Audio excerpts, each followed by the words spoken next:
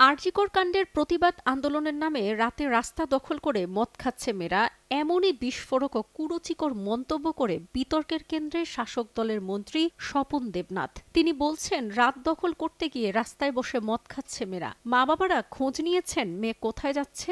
আমার এলাকায় একটি হোটেলে মহিলারা রাতে মদ খেতে যান, বলে দিয়েছি এখন থেকে আর ওই হোটেলে মহিলারা মদ খেতে যাবেন না। কোনো অঘটন ঘটলে কি হবে সেজন্য আমাদের পাহারা দিতে হচ্ছে।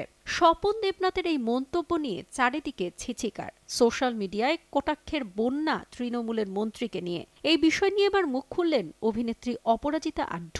আরজিকর ইস্যুতে প্রথম দিন থেকেই সোচ্চার অপরাজিতা। পথে নেমে প্রতিবাদ জানিয়েছেন, সোশ্যাল মিডিয়াতেও সরব তিনি। স্বপন দেবনাথের মন্তব্যের পাল্টা অভিনেত্রী বলেন, উনি কিভাবে এই কথা বলেছেন জানি না। রাস্তায় রাত 2টোর সময় তো মেয়েরা বসে আন্দোলন করছেন, কই তাদের তো আমরা কেউ মদ খেতে দেখিনি। যে রাত 2টোর সময় বসে মদ খাবে সে আন্দোলনের অংশ হবে না, সে হয়তো কোনো আনন্দ বা অন্য কোনো কারণে মদ খাবে। মদ খাওয়ার জন্য রাস্তায় বসে আন্দোলন করছে, এটা তো অত্যন্ত মিথ্যে কথা, অত্যন্ত খারাপ, অত্যন্ত অপমানজনক একটি কথা। মন্ত্রীর মন্তব্যের পাল্টা অপরাজিতার প্রশ্ন, যারা প্রতিবাদ করছে তারা তো রাস্তায়, তাহলে হোটেলে কে যাচ্ছে?